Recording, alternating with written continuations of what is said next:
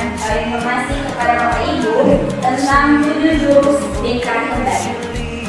Di antara jurus BK hebat itu yang pertama adalah kenali potensi, kemudian yang kedua adalah kelola emosi, tumbuhkan resiliensi, jaga konsistensi, jalin koneksi, bangun kolaborasi, dan menata situasi.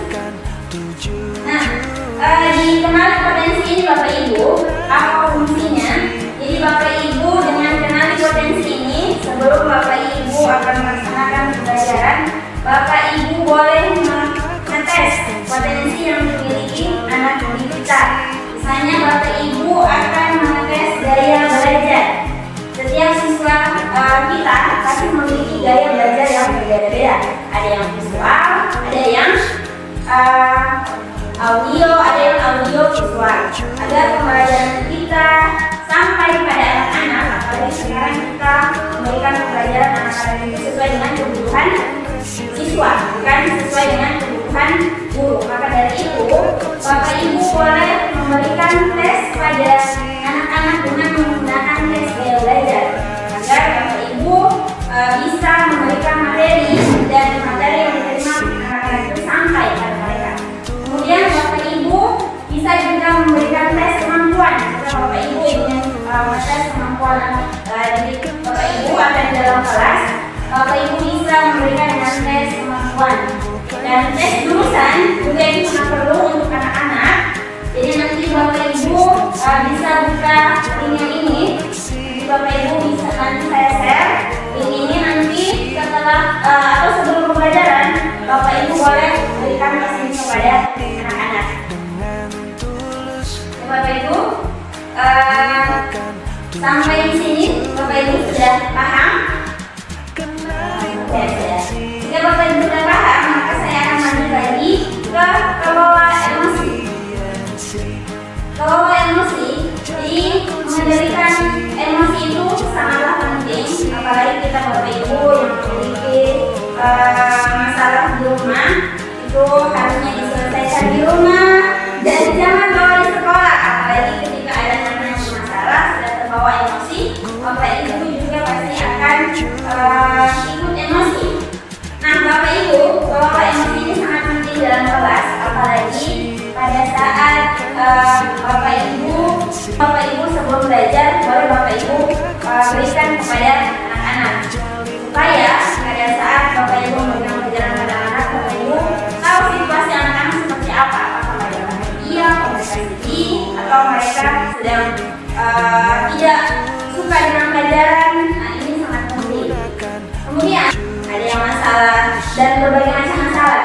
Jadi Bapak Ibu bukan cuma anak-anak yang perlu mengendalikan emosi, tapi kita juga sangat perlu, apalagi ketika kita mulai merasakan emosi, kita harus tarik nafas dulu diam-diam sebelum kita mengenali anak-anak apakah mereka sedang emosi. Kita harus kenali dulu diri kita, apakah kita sedih, apakah kita marah, apakah kita takut, atau kita merasa apalah.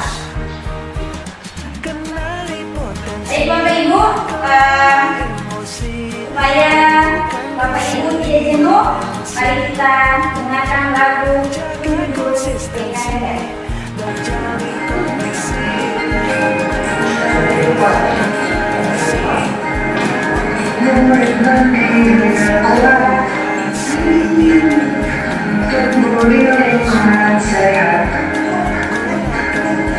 Bersamaku yang hebat, penuh cinta dan persahabatan, mandiri dengan tulus, menggunakan 7 jurus.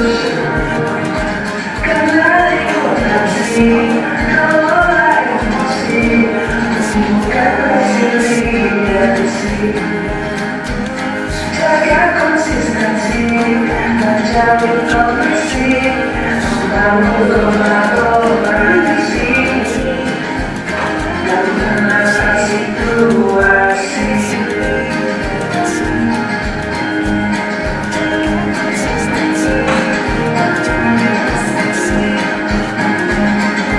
sekolah Amelia dan juga menggembirakan tempat bertumbuh harapan bersama.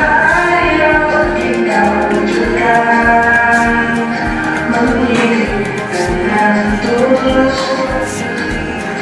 menggunakan tujuh jurus.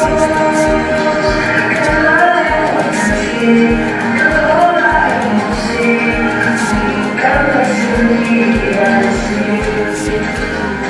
Jaga konsistensi, menjalin koneksi, membangun kolaborasi, dan menata situasi.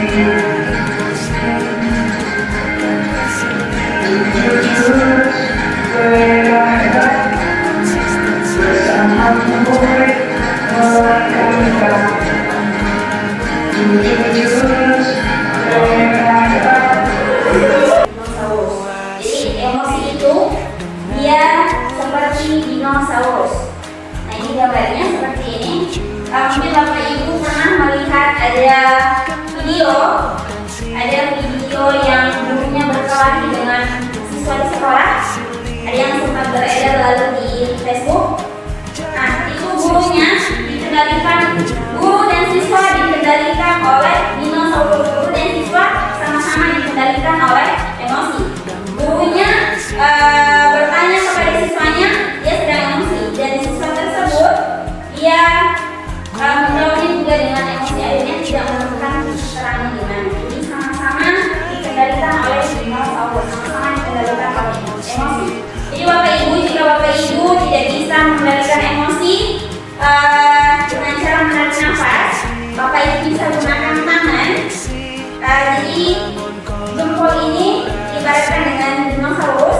Jadi Bapak Ibu tekan ketika Bapak Ibu marah, jempol ini dimasukkan ke dalam tangan seperti ini. Jadi genggam sekuat mungkin, maka emosi itu akan tertahan seperti ini. Bukan berarti setelah dia langsung Bapak Ibu tonjol, tidak ya. Jadi tahan emosi, tahan, kemudian tahan nafas. Hati-hati pingsan atau tidak kendur. Nah jadi ini Bapak Ibu ada gambarnya seperti ini. Pergelangan tangan mewakili batang otak, bagian paling primitif yang mengatur fungsi dasar tubuh seperti pernapasan dan detak jantung. Ya, pergelangan tangan. Kemudian telapak tangan mewakili sistem limbik termasuk pusat emosi, terutama rasa takut dan marah. Kemudian ibu jari ditekuk ke dalam telapak tangan mewakili amigdala yang sedang aktif atau bersemangat saat emosi muncul. Jari-jari yang melengkung itu adalah mewakili bagian otak yang lebih maju dan bertanggung jawab atas pemikiran rasional, perencanaan, dan empati dan regulasi emosi. Jadi Bapak Ibu jika tidak bisa menarik nafas, bisa gunakan jadi tangannya ditekuk dan jempolnya disembunyikan. Jadi Bapak Ibu emosi kurang lebih seperti itu ya. Atau tidak ada anak-anak yang sedang marah, jadi bisa mengendalikan emosinya dengan cara seperti ini.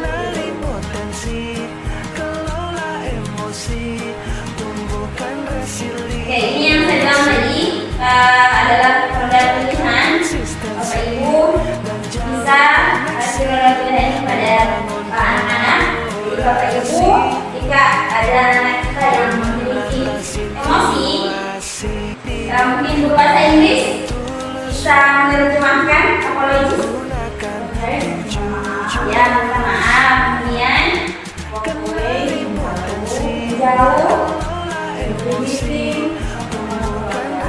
ya, use an I message.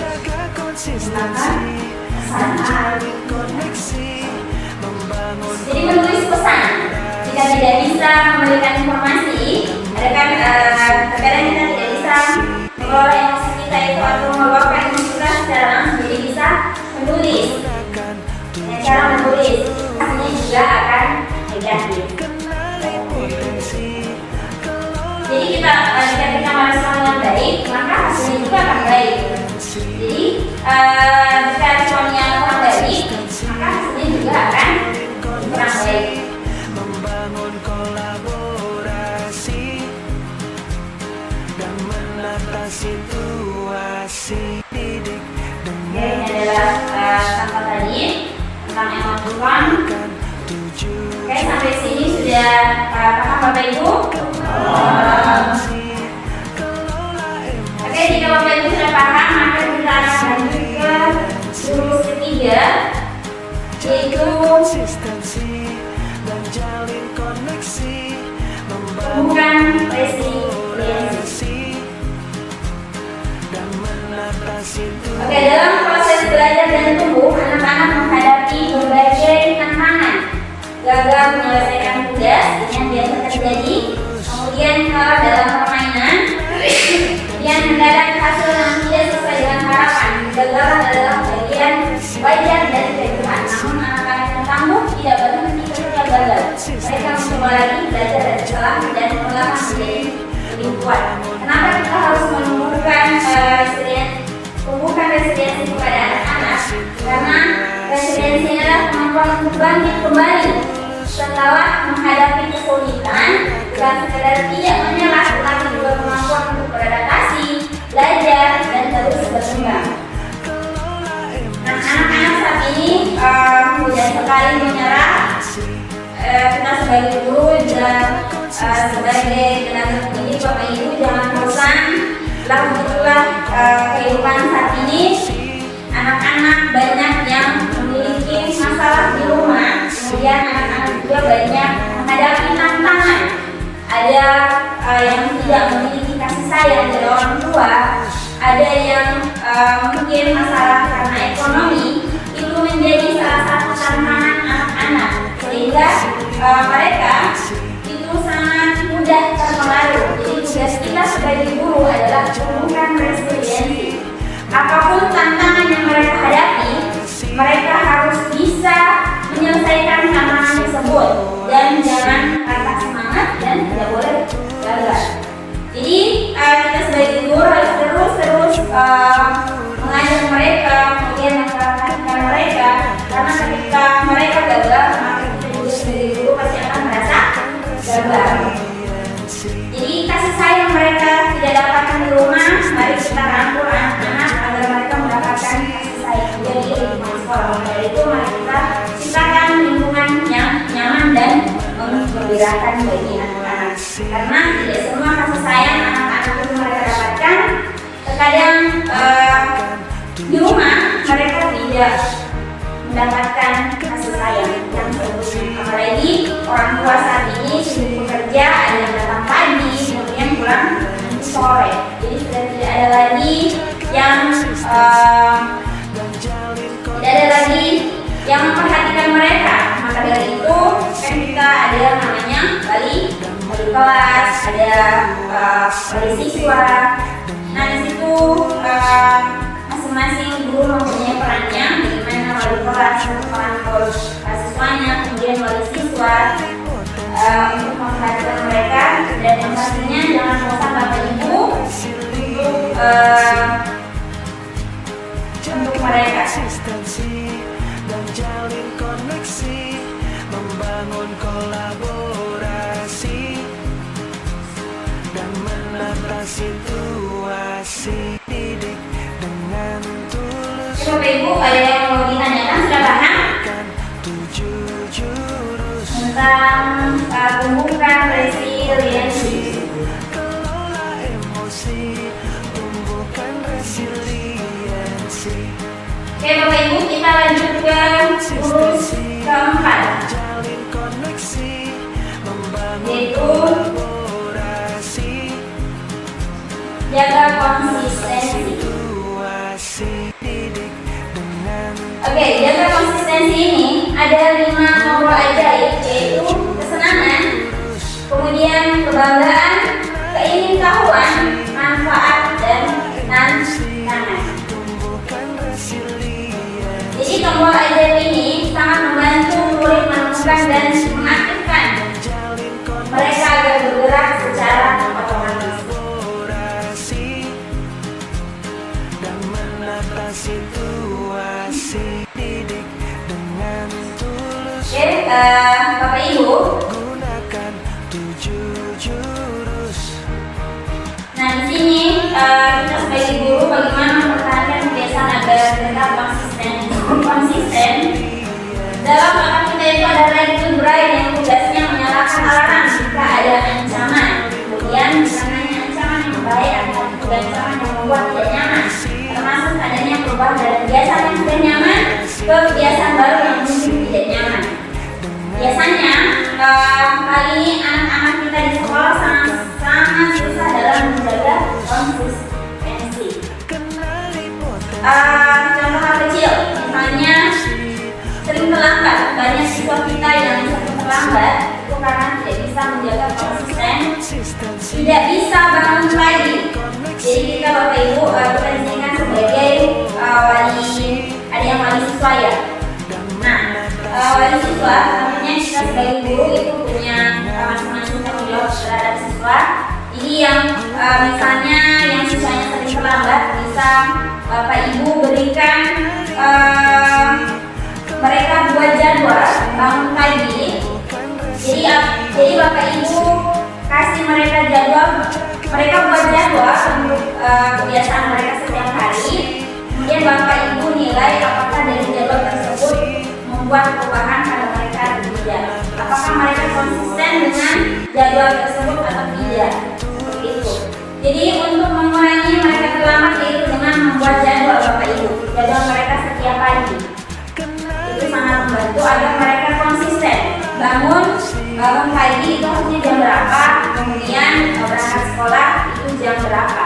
Jaga konsistensi dan jalin koneksi. Ini untuk membangun kebiasaan pagi sekali itu sangatlah susah karena mereka dikuasai oleh reptilian brain. Reptilian itu yaitu 7 jurus. alarm ancaman itu menyala. Jika ada ancaman itu pasti tidak akan menyala. Nah, anak-anak kita itu bangun pagi itu adalah ancaman bagi mereka. Ancaman bagi mereka.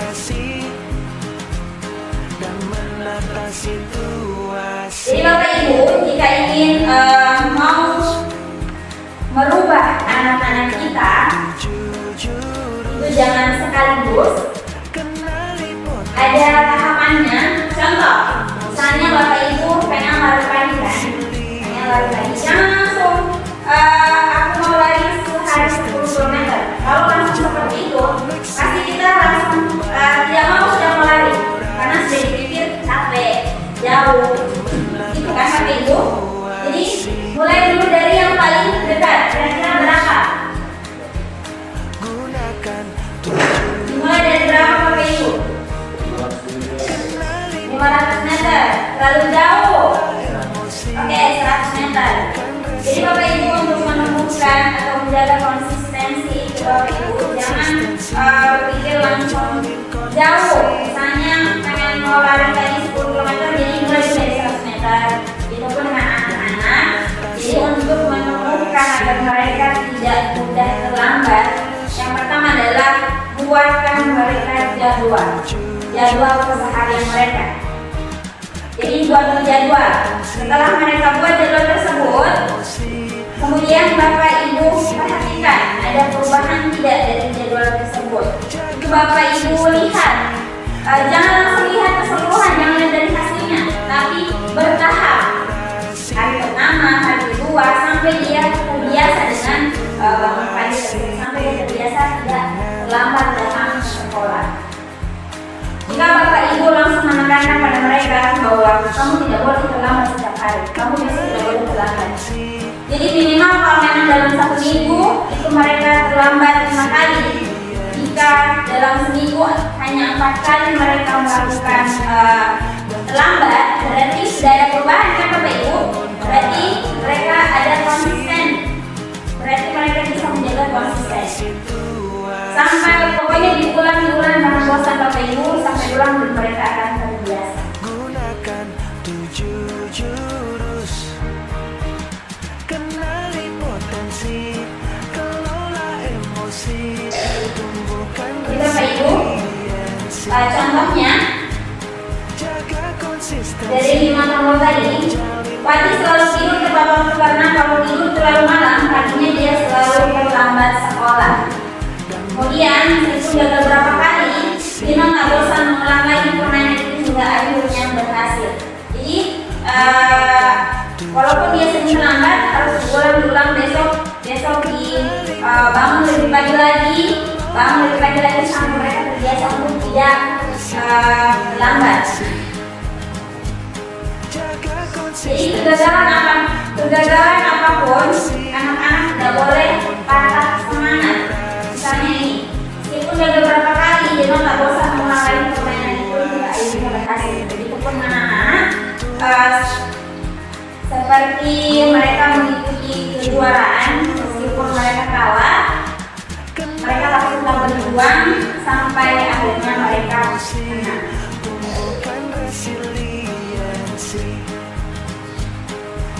Oke Bapak Ibu, sampai di sini ada pertanyaan. Ini adalah contoh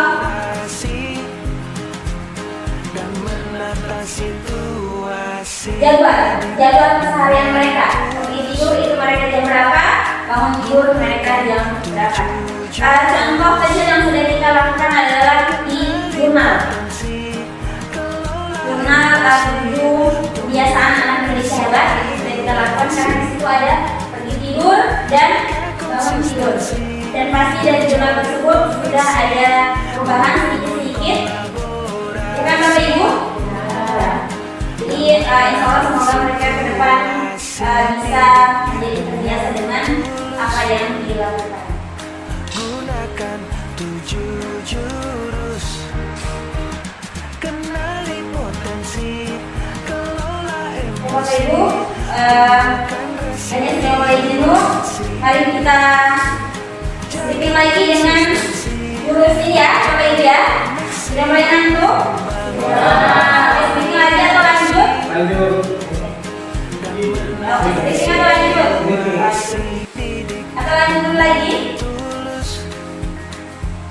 Gunakan 7 jurus, Tadi kan baru 2 ya. Next lagi. kelola emosi, tumbuhkan Oke, jalin koneksi. Jurus kelima adalah jalin koneksi. Koneksi sebelum koneksi. Gunakan kulit yang bisa kita lihat atau berkata mereka yang bisa kita dengar sebetulnya hanya menggambarkan sebagian kecil kenyataan. Ada bagian yang tidak bisa kita lihat, yaitu perasaan, motif, keinginan terdalam, dan kebutuhan mendasar. Oleh karena itu, kita tidak bisa jadi hakim yang sok tahu hanya dengan melihat permukaan dunia saja, seperti yang dilakukan pada video tadi. Kita saya ada videonya di sini Bapak Ibu.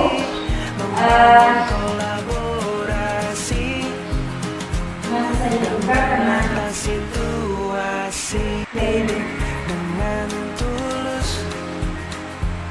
Gunakan 7 jurus, kenali potensi, kelola emosi, tumbuhkan resiliensi. ini ada contoh kasus. Roda terus menerus menyelipik dan memotong pembicaraan. Di situ merasa kesal. Roda sudah berapa kali dibilang jangan memotong pembicaraan. Setelah diperingatkan, Roda sejenak tapi kembali berulang. Gunakan Jadi ada Fonis Hakim. Roda itu orang yang sabar, selalu menyelipik dan memotong pembicaraan, mengganggu jalanan pembelajaran. Setelah dilakukan hasil penelusuran, jadi Dodo ini hanya menginginkan perhatian sebenarnya, sehingga dengan cara seperti itu dia mencari perhatian dengan membuat si ibu tadi merasa marah. Makanya dia ingin didebatkan agar merasa spesial. Biasa kan ada anak seperti itu yang cari perhatian selalu membuat kita kesal. Sebenarnya mereka hanya mereka merasa diabaikan. Bukan ingin membuat kita marah sebenarnya. Hanya saja cara mereka yang salah untuk menyampaikan apa yang mereka rasakan, karena mereka tidak bisa menyampaikan apa yang mereka rasakan sebenarnya. Mereka takut atau mereka tidak enak atau bagaimana, itu tergantung dari siswa masing-masing. Kenali potensi, kelola emosi, tumbuhkan resiliensi. Jadi Bapak Ibu, di sini ada segitiga restitusi. Jadi segitiga restitusi ini adalah bangun koleksi sebelum koleksi, ibarat menyiapkan tanah sebelum menanam benih. Jadi sini menciptakan rasa aman dan kepercayaan. Jadi kita harus menciptakan rasa aman dulu kepada anak-anak dan beri mereka kepercayaan bahwa mereka terbuka dan menjadi koneksi dan koreksi yang diterima dan dimaksud secara koneksi. Koreksi seringkali terasa seperti serangan atau hakiman, memicu defensif dan menghambat perubahan posisi. Biasanya anak-anak kalau misalnya mereka salah, kita langsung marahi, tapi jangan langsung dimarah. Ditanya dulu apa yang membuat mereka marah, apa yang mereka membuat kesal, apa yang membuat mereka sampai itu terjadi. Pasti ada alasan mengapa mereka melakukan seperti itu. Jika yang mereka lakukan itu salah, maka kita harus benarkan bagaimana yang harusnya mereka lakukan. Jaga konsistensi dan jalin Salah satu strategi yaitu segitiga restitusi ini adalah proses pemecahan masalah.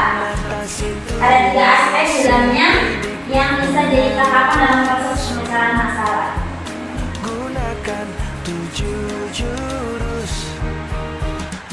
Ini adalah menstabilkan identitas, jadi kita stabilkan dulu siswa tersebut. Kemudian validasi tindakan yang salah. Kita lihat tindakan mereka itu yang salah di mana.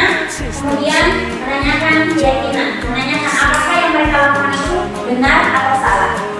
Jika memang salah, kita harus sampaikan di mana yang salah dan seharusnya bagaimana yang mereka lakukan agar tidak salah. Gunakan 7 jurus. Menjelaskan bahwa setiap orang pernah melakukan kesalahan, jadi kita sampaikan kepada anak-anak bahwa setiap orang itu punya kesalahan dan kesalahan itu bukan merupakan identitas mereka, atau hal ini dapat membantu siswa untuk merasa lebih aman dan tidak merasa malu. Biasakan kita selalu tanya, kenapa kamu? Tidak, ini jawabannya tidak. Nah, kita harus menstabilkan dulu. Kita harus berikan rasa aman kepada siswa. Tidak apa-apa nak, semua orang juga pasti pernah melakukan kesalahan. Nah, di sini kesalahan apa yang sudah kamu perbuat? Boleh diberitahu kepada ibu. Kemudian memvalidasi perasaan dan alasan dibalik tindakan kesalahan tersebut. Ini membantu siswa untuk memahami akar masalah dan tidak merasa disalahkan. Jadi setelah Bapak Ibu tanyakan, pasti dia akan menjawab tadi seperti ini, Bu, saya punya masalah ini. Nah, dari situ Bapak Ibu memvalidasi perasaan dan alasan dibalik tindakan tersebut. Jadi dari perasaan yang mereka lakukan, yang mereka rasakan, pasti ada tindakan di baliknya. Nah, tindakan apa itu? Jadi kan Bapak Ibu bisa lihat. Dan dari situ Bapak Ibu sampaikan kepada mereka bahwa apa yang mereka lakukan itu tidak perlu sangat membebani bagi mereka. Mereka bisa melihat akar permasalahan yang mereka hadapi. Kemudian mengajak siswa untuk merefleksi nilai-nilai yang mereka pegang dan bagaimana tindakan mereka bertentangan dengan keyakinan tersebut. Bagi siswa untuk belajar dari kesalahan dan mengembangkan pemahaman yang lebih dalam tentang nilai-nilai kebaikan. Ini contohnya Bapak Ibu, contoh dari menstabilkan identitas. Ibu lihat kamu 3 kali terlambat. Semua orang pernah salah kok. Ibu di sini bukan menghukum, tapi mau bantu kamu untuk cari solusi. Dan berikan kepada biarkan mereka yang mencari solusi. solusi Bapak Ibu. Jangan biasakan kita yang memberikan solusi kepada anak-anak. Apa yang membuat kamu terlambat? Terutama setelah istirahat. Habis dari kantin, terus nongkrong, kasih teman-teman di lapangan supaya membawa. Jadi kamu masih bersosialisasi ya? Aku paham, itu seru sekali. Apa ada cara lain supaya kita bisa sosialisasi dan ini yang kita selalu rasakan Bapak Ibu, karena anak-anak setiap masih dalam kelas setelah istirahat pasti mereka akan terlambat karena mereka suka sekali bersosialisasi. Jadi buat kesepakatan dengan mereka tentang disiplin dan tanggung jawab. Yang penting agar mereka tahu supaya tidak ketinggalan pelajaran dan kelas tetap. Dan ini sudah kita lakukan Bapak Ibu, tapi selalu saja anak-anak melanggar. Intinya Bapak Ibu jangan pernah bosan untuk membuat anak-anak kita tetap menjadi anak-anak yang baik, kemudian membuat anak-anak kita nyaman dan membuat mereka gembira di sekolah. Kenali potensi, kelola emosi, tumbuhkan resiliensi, jaga konsistensi dan Bapak Ibu, kita lanjut ke membangun kolaborasi dan menata situasi, didik dengan tulus. Membangun kolaborasi ini adalah jurus yang keenam. Manfaatnya adalah membantu murid menyelesaikan masalah secara lebih efektif dan holistik. Jadi ketika misalkan anak-anak tersebut memiliki masalah, yang kita lakukan adalah membangun kolaborasi dengan wali kelas, teman-teman, dan orang tua. Itu sudah kita lakukan. Kemudian ini adalah peran guru kelas. Peran utama adalah pembelajaran yang mendidik melalui mata pelajaran dan membentukkan karakter murid. Ini adalah tugas guru kelas, dan guru BK itu adalah memberikan pelayanan yang memajukan dalam pengembangan potensi diri murid baik dalam bidang pribadi, sosial, belajar, dan karir. Kebutuhan kolaborasi. Guru kelas membantu memahami dan mengatasi masalah belajar, sosial emosional, dan perilaku murid, sedangkan guru BK mengembangkan program BK dan intervensi terpadu melalui kolaborasi lintas peran sekolah.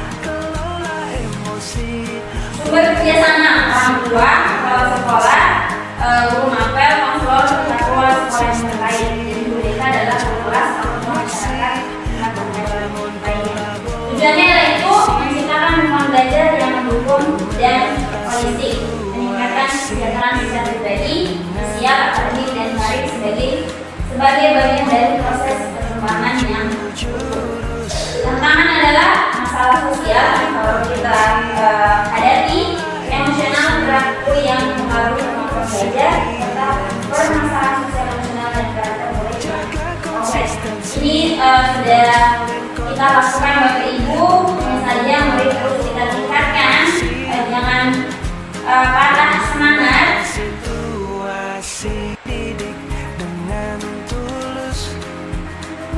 Ini adalah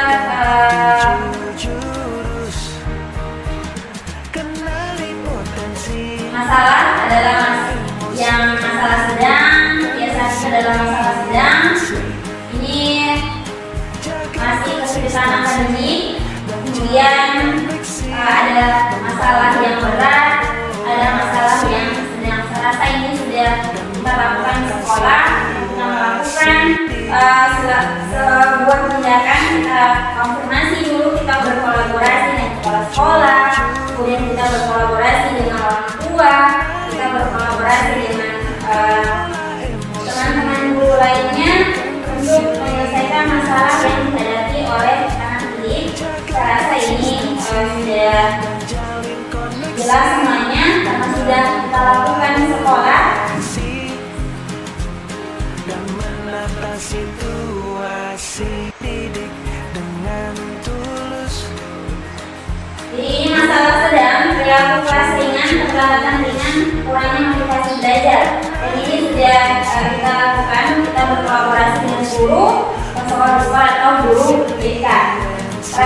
Peran guru BK adalah membuat kurikulum pencegahan dan pelatihan keterampilan sosial mendukung guru. Kemudian masalah sedang, kecemasan sosial, perilaku berulang, penurunan akademik dan pendidikan. Kolaborasi dengan guru BK di sekolah dan orang tua. Ini sudah kita lakukan Bapak Ibu. Lakukan counseling kelompok kecil, koordinasi dengan guru dan orang tua. Kemudian masalah berat itu adalah masalah depresi, trauma, perilaku agresif, masalah kesehatan mental serius. Masalah sekolah, kepala sekolah, orang tua, spesialis eksternal, psikolog atau terapis. Kemudian peran konselor di sekolah adalah konseling individual, asesmen khusus, memberikan pelayanan eksternal, memimpin tim pendukung. Ini juga Bapak Ibu sudah kita lakukan di sekolah, hanya saja kita tingkatkan lagi. Saya rasa semuanya sudah jelas. Ada yang ingin ditanyakan Bapak Ibu? Jelas Bapak Ibu karena sudah kita lakukan di sekolah ya. Oke, Bapak Ibu, jurus yang terakhir adalah menata situasi. Sekolah aman, nyaman, dan menggembirakan.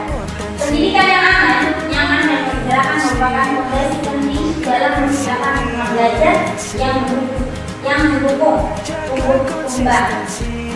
Ini adalah siswa mewujudkan lingkungan pendidikan yang sehat secara fisik, mental, sosial, dan spiritual, serta bebas dari kekerasan dari semua warga sekolah. Kemudian, mewujudkan lingkungan pendidikan yang mendukung tumbuh kembang murid secara utuh dan optimal, serta menguatkan karakter positif. Mewujudkan pembelajaran yang berkesedaran, bermakna, dan memotivasi.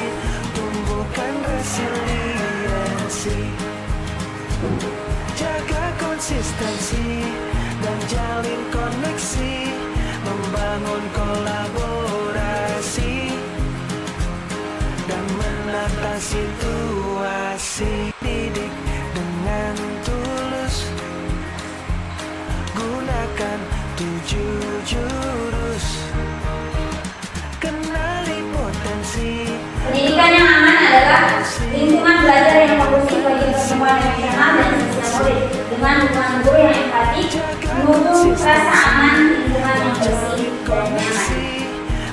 Ini adalah